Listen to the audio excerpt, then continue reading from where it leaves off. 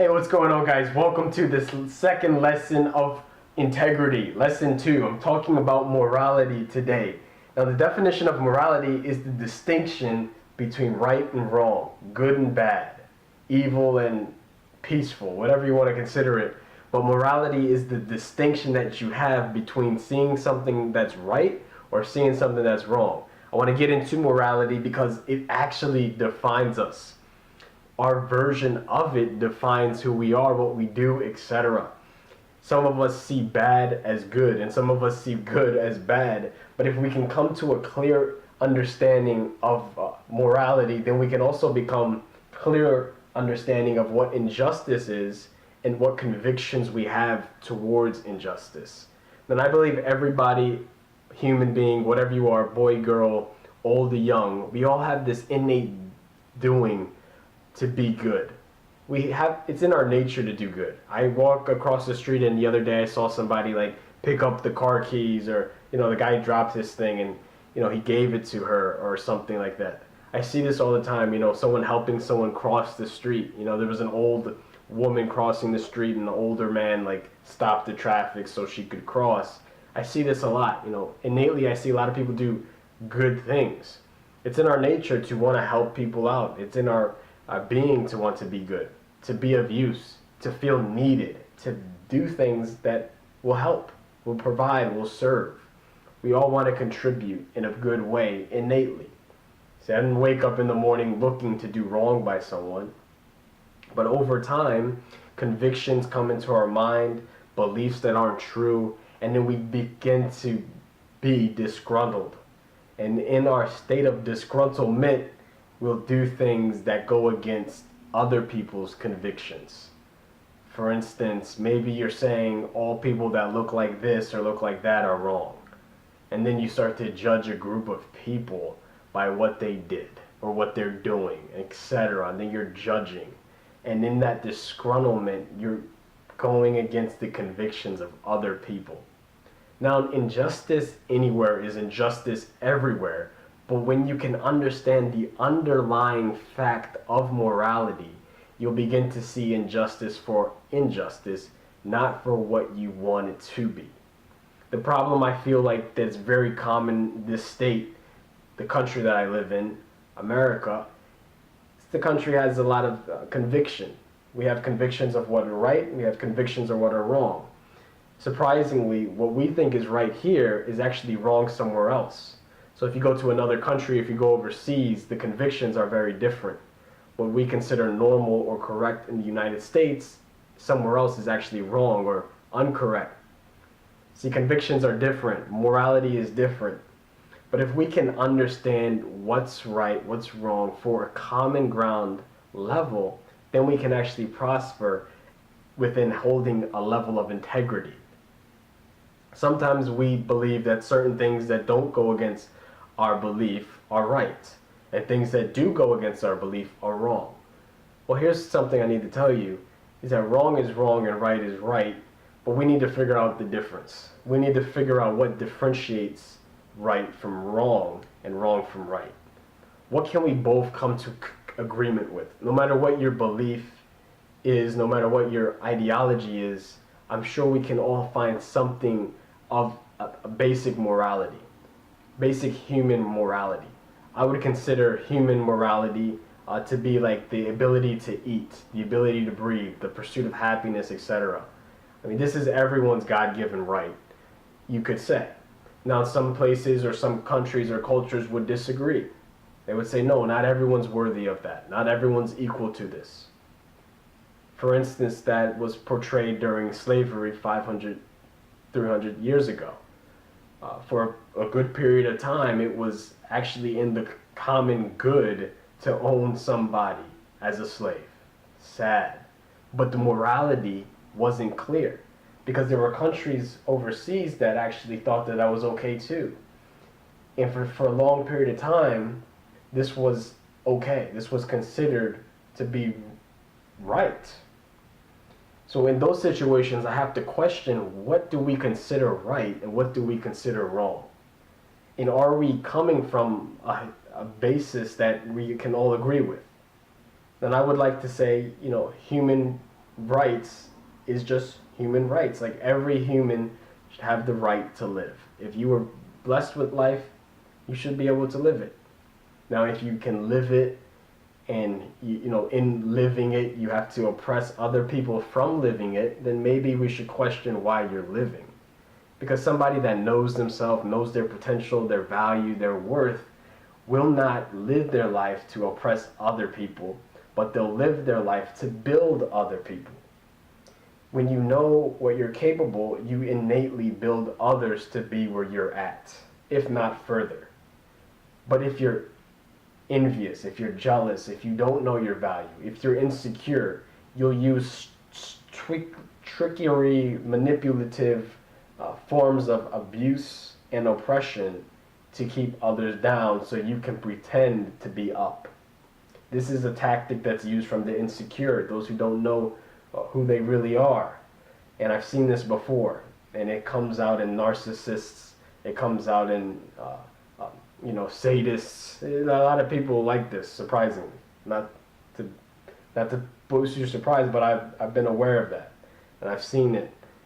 I've seen people that I just know were under something else, and you gotta know how to handle that. You gotta know how to relate to that. You gotta know how to function around or maneuver through it. Now again, I'm talking about the basis. Now, I believe, like I'm sure you would believe, that every human being has the ability to do right or to do wrong. Period. Now, what we consider right could be wrong to someone else. But morality is the basis of at least understanding where someone else comes from. If we can get onto the playing field of understanding that what some people think is right could actually be wrong to others, then we're at a good level. The basis is coming to a coherence where we can try to understand difference. If we don't try to understand difference, then we'll never grow in coherence. But the first step is to understand difference. From there, we can go into understanding and determining injustice. Because what some people say is unjust, others say is just. But if we can understand the difference in what we come from, then we can come to a mutual understanding of what is unjust and what is just. For instance, some would say that it's okay to have young black men and women killed by police officers. Some would actually argue or defend that to be okay. They'll justify it. They'll say it's because of this, they'll say it's because of that. I know, like I hope you know, but it's not justifiable. But because I'm talking about morality, what I would do with somebody that disagrees is I would look for some commonality. I would want to seek to understand why they disagree, so that so that hopefully they would understand why I disagree with them. And in our ability to understand our disagreement, then we can find something to agree upon.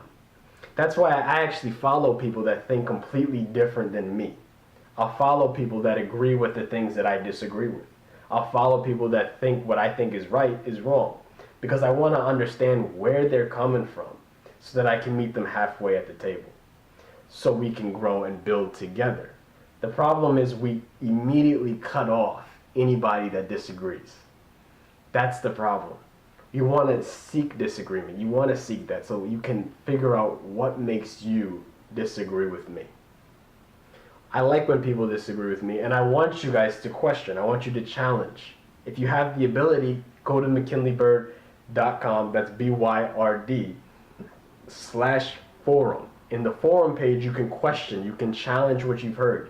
You can question what you think is right, or what you think I may be doing wrong. But in doing this, we'll grow together because we'll be able to express difference.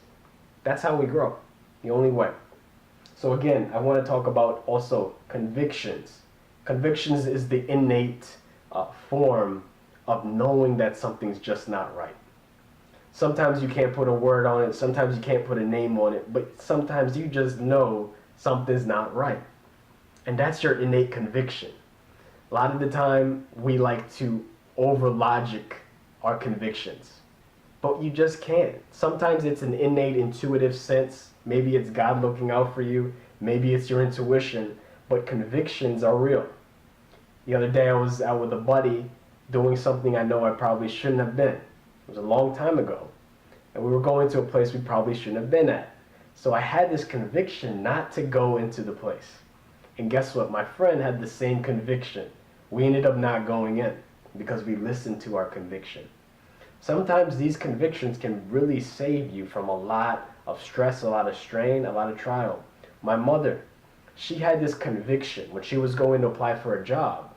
She had this conviction that the person she was working for was very, something was wrong. Something was very evil-like. And she had this conviction. My mom had this conviction about the woman. But for some reason, she ignored it. And once she ignored that conviction, it was like living hell for her.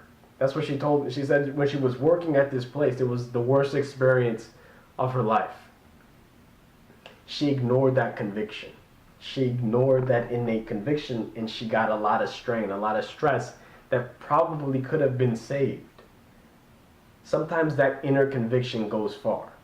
And when it comes to discovering right from wrong, sometimes we just innately know. No matter what the laws say, no matter what the government might say, sometimes you just know what's right and what's wrong. I think every human being will innately understand to an extent that certain brutalities are just wrong. For instance, if the government would legalize slavery today, I think we would all know innately that that would be wrong. Now, logically, some people could say, oh, that would make sense, or this, and they would try to logic, make it justifiable, and all of these things that could appeal to your mind and the futility of it.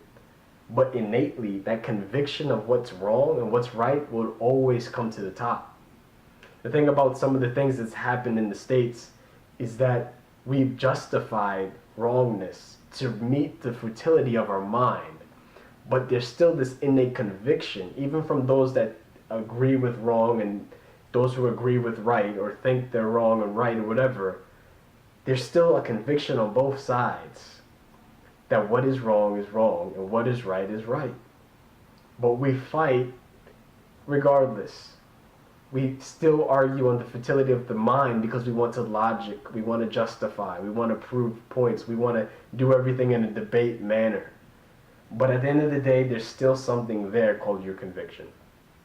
And that's another area we're going to dig into.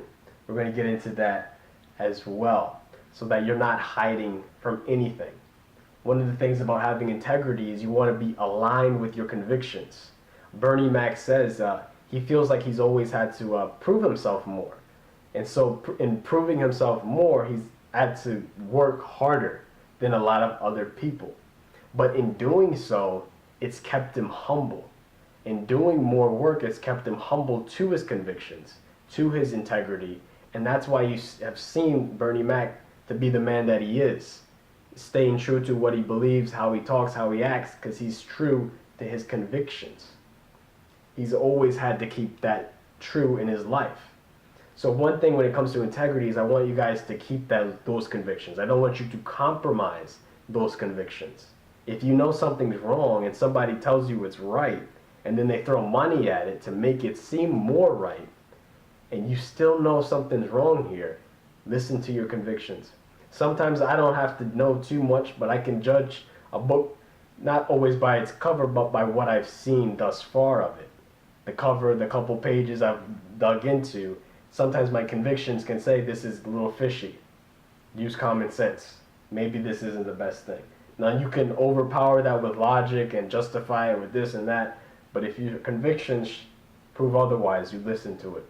That goes a lot further at the end of the day. So great. I hope you guys get your notepad out, your pen out. Matter of fact, you're going to need that, so do get it out. And stay tuned because I'm going to hop into some tactical, practical activities you'll be able to implement immediately. Alright guys, so now I want to get into injustice and conviction. Exactly what that is and how we can determine it. Sometimes, again, like I said before, we all have different views of what is unjust. So if we can come to a level where we can connect on what we disagree with, then we can come to figure out what we do agree with. And I can guarantee we all disagree or agree with something. There's always one thing that everyone has in common, and a lot of the time it's our conviction of what's good and what's bad, what's right and what's wrong, what's moral and what's immoral. But either way, this is important for your growth and integrity, because if you don't have these things, it's going to be hard for you to lead people and help them find these things as well. This is important for business, important for government, and important for your personal well-being.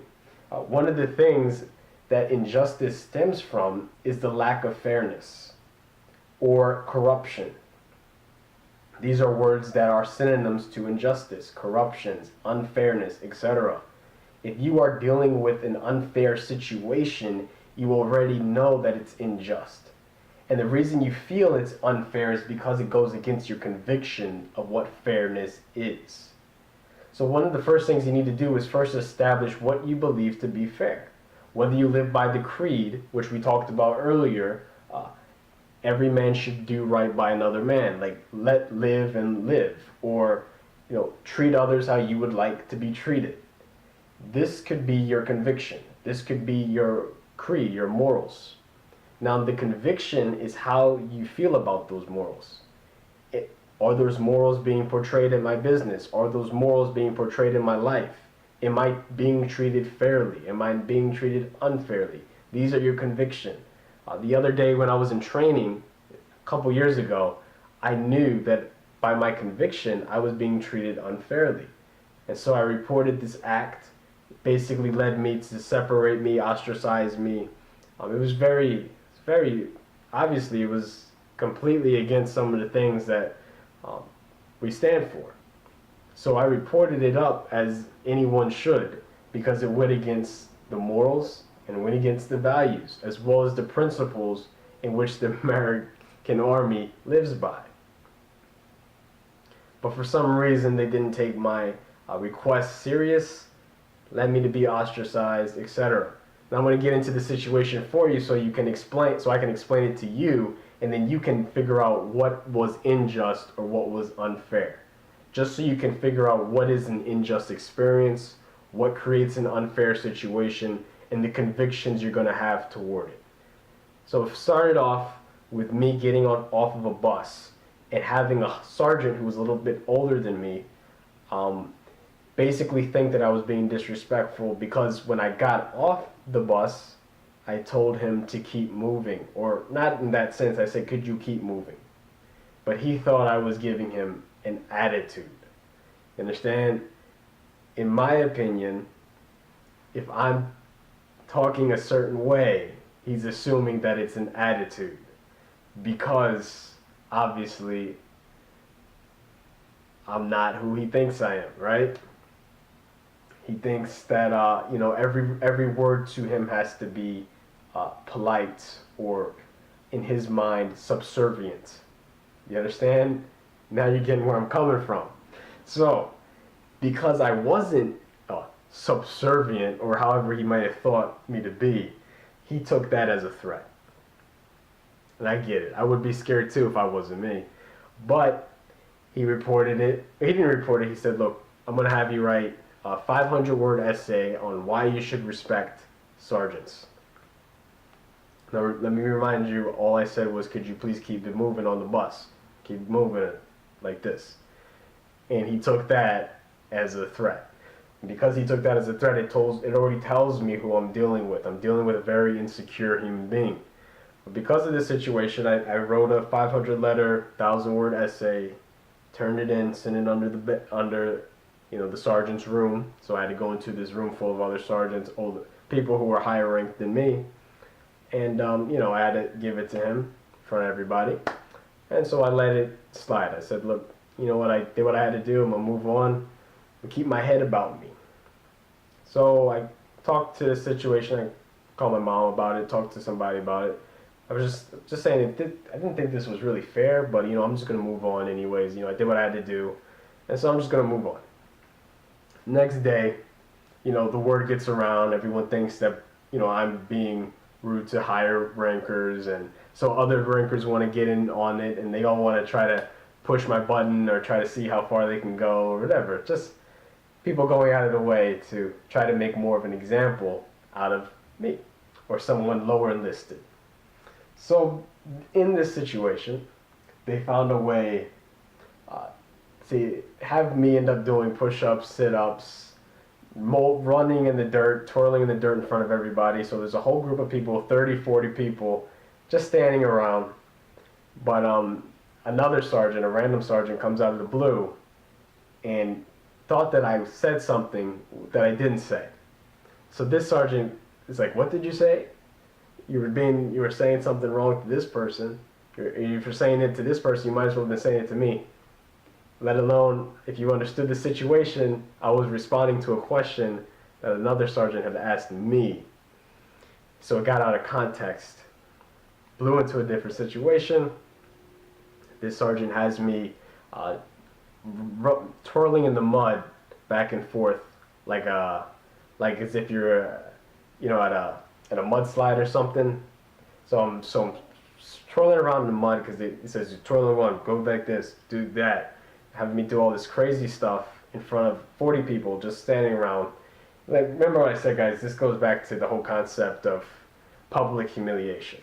And it's this concept of trying to degrade your strength in front of people. So if there's anything in you, they want to try to take it from you out of fear or insecurity. People don't oppress people in a sense unless they feel like they need to in order to keep themselves on top. But if there's something within you that no one can take from you, then it's a hard thing to take away. But in this situation, they were trying to break not only my physical, but my spiritual. And I saw it was unfair because I ended up having to clean a whole entire room, a whole entire couple of rooms actually, one floor and the second floor, all by myself. Nobody else was there. I asked people if they wanted to help me out. Everyone denied it. Everyone began to ostracize. Everyone began to say sly words under their breath. Just little things that intensified. And so I didn't want to put up with it anymore because I knew it was going to happen the third day if I didn't say something on that day. So I reported it up. In doing so, they actually said, "Look, this isn't valid. We don't agree with your complaint." So this is one thing I want to get into here, because when I reported this act of injustice that I believed was unjust, I believed they were discriminating. I believed they were going against some of the values they all stand by. We all stand by in the military.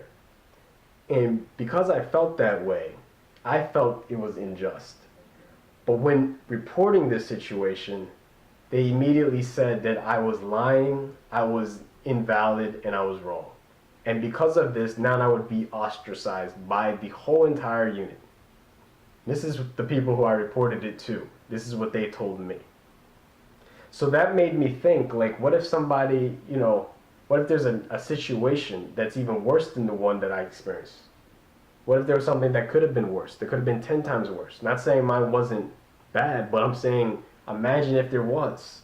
Would they do the same situation? Would they invalidate it in the same way? Made me begin to lose a lot of hope and a lot of respect for the morals that I believed that they stood upon, that the military stood upon, but obviously didn't. This situation has happened with my father when he was in the Navy, a situation similar with my cousin. It's not uncommon. But because they did not want to even validate my feeling or my experience of injustice, in my opinion, what they did was they completely pushed it off the table. What we have to do, get to a point of at least acknowledging where somebody is coming from. If we can acknowledge the difference, then we can find a similarity and grow from there. But in my situation, it was pushed off the table. They heard my cry, my complaints, etc., but then they pushed it away as if it never happened to begin with. So what I had to do from there was I had to stay true to my convictions of what is right and what is fair. Because obviously this so-called justice that was not given, that was not taken into consideration, failed. And in that failure, there was still something that succeeded within me, and that was my convictions of morality. That's why I'm able to do what I do today. That's why I'm not folding to any sort of power structure or any sort of community or anything that's preventing these convictions from coming. Because I've had these sense and I've experienced injustice to the point where I know what is just. Now some people could say that didn't seem like it was that bad. But again, you have to meet me somewhere. What I experience as unjust to you may not seem unjust. But if you meet me halfway and I meet you halfway, then we can at least come to understand our convictions of where we're coming, and we can grow. If you want to grow. A lot of the time we want to push difference off the table. I've had the blessing of being able to hold firm to my convictions. So I know what's fair. I know what's unfair, and I've held to it for years. It's actually given me a strength. It's given me a hunger. It's given me a drive to do right by what I know is right and to not settle for what I know is wrong. When I saw Mr. Trump become president, actually in that moment, I was even more convicted of what was right and what was wrong. I knew that this was a bad situation for this nation. And in my convictions, it gave me a hunger to push and pursue what I'm doing today 10 times, 20 times, 30 times. From that moment on, I did not sleep. I kept going. I went harder. In these situations, we have to do more. We have to stay truer to the convictions. It says in the Bible, when the evil rule, the righteous are not there. It says in Proverbs somewhere that when the unjust rule the land, you're not going to see many righteous people. But when the unjust leave, you'll see a lot of them. You see, it still requires you to hold on to your conviction. The thing about integrity is that you have convictions. You have convictions of what's fair. You have convictions of what's unfair, and you hold true to them regardless of your situation, regardless of who agrees or disagrees. Your convictions you hold to.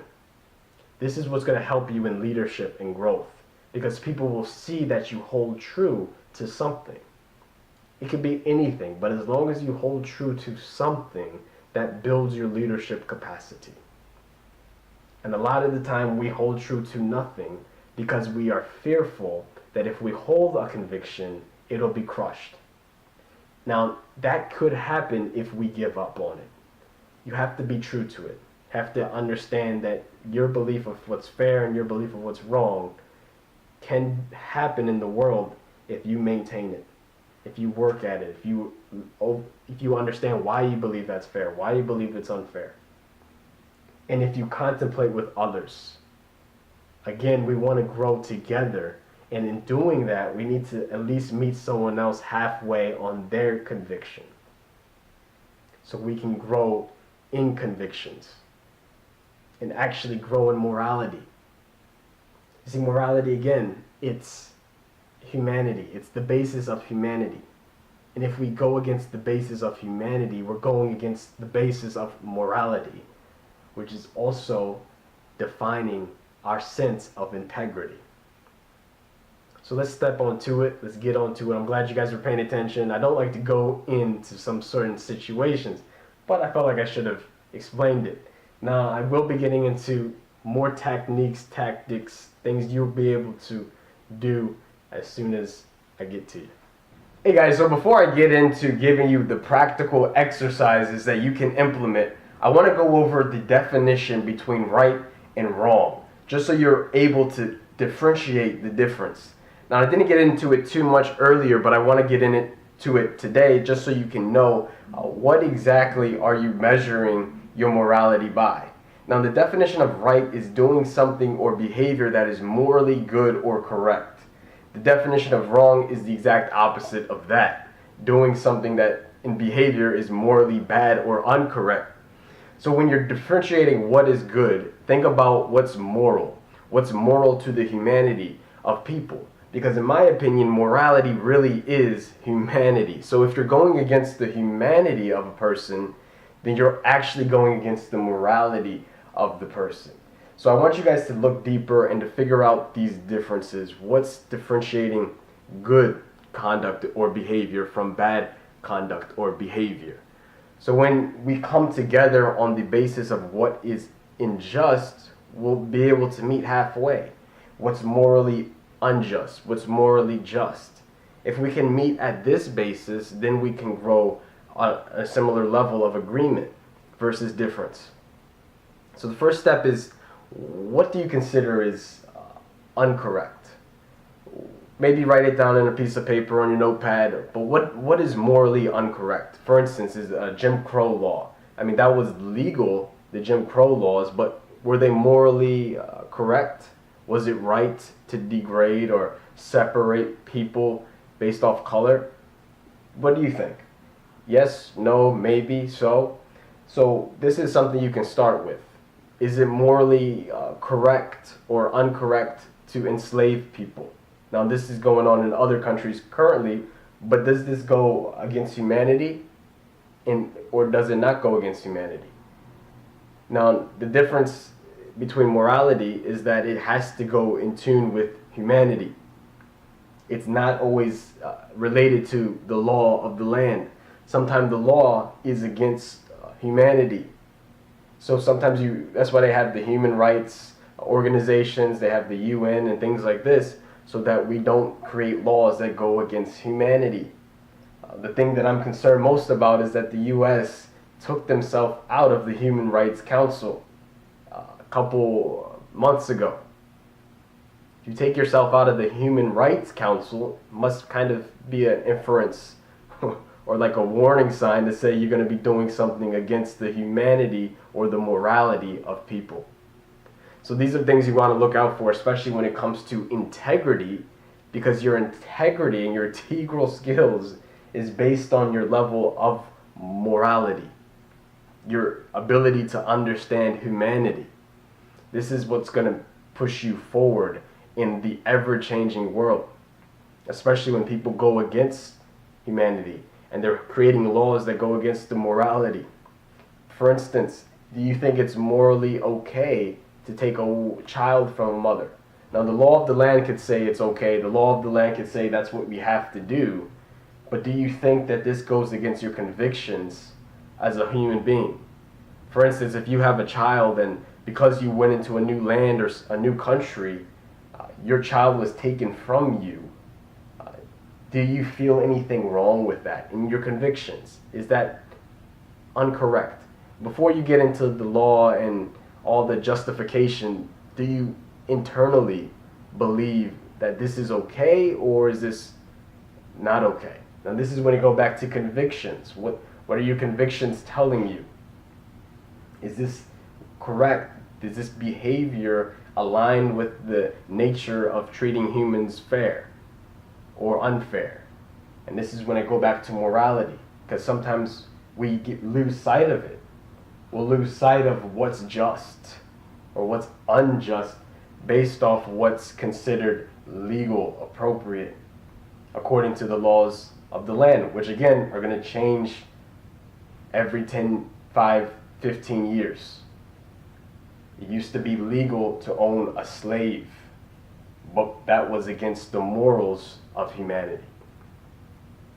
So don't put your faith so much in the system that can change, but try to put your faith in something that stays the same, something that's aligned with the basis of human right.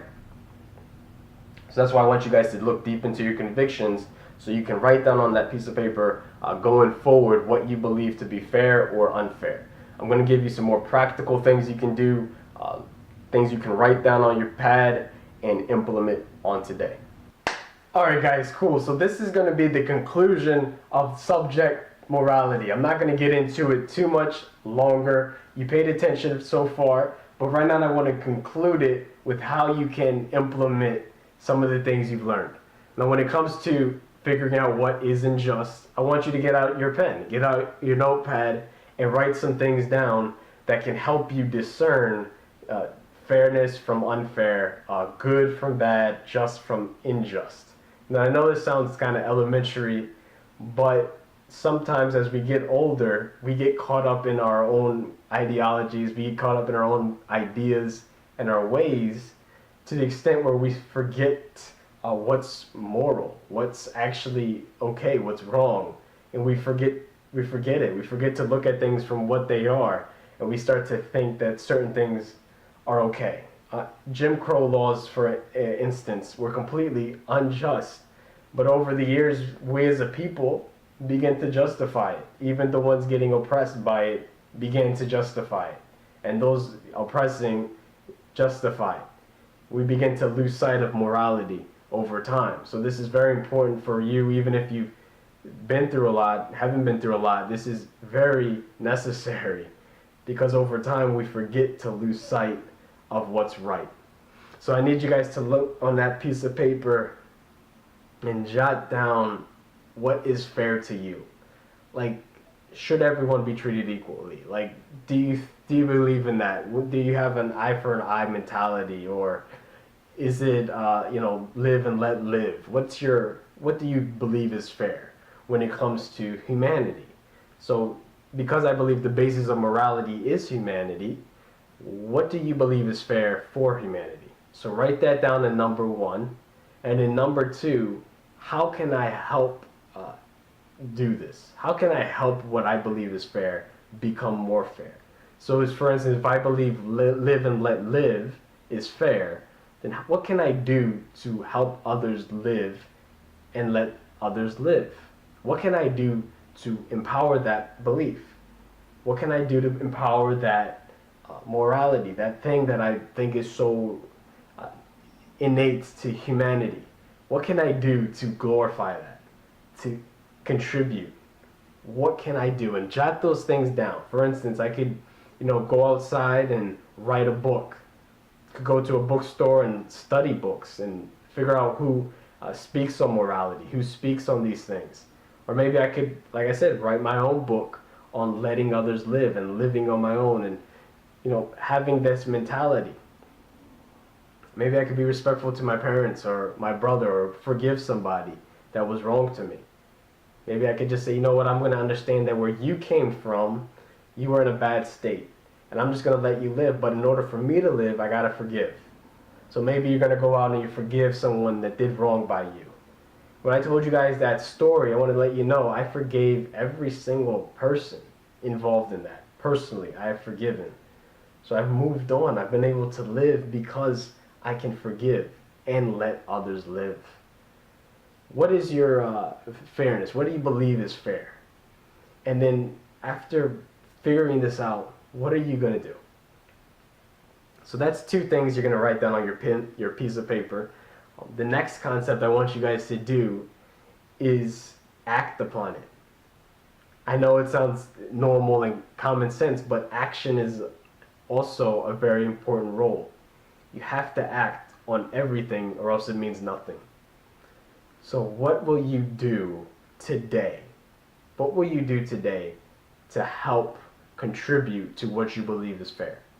What will you do right now, today? Will I make a video on YouTube about fairness or equality? Will I post an Instagram quote on fairness and equality? Will I go out and help a homeless person, or go out and feed someone that's been hurt, or go out and be a band-aid for a hurt heart? What will I do to go out and act on that fairness? So I want you guys to go out and figure that action out and do it as well. Okay, you gotta go out and do it. You gotta knock it out. I'm glad you guys are staying tuned. This is, again, lesson 2 of integrity. I'm going to get into another lesson. It's going to be lesson 3. And for this one, you guys got to take notes, get your pen out, do the usual. I'm going to blast you with amazing content on a clear conscience.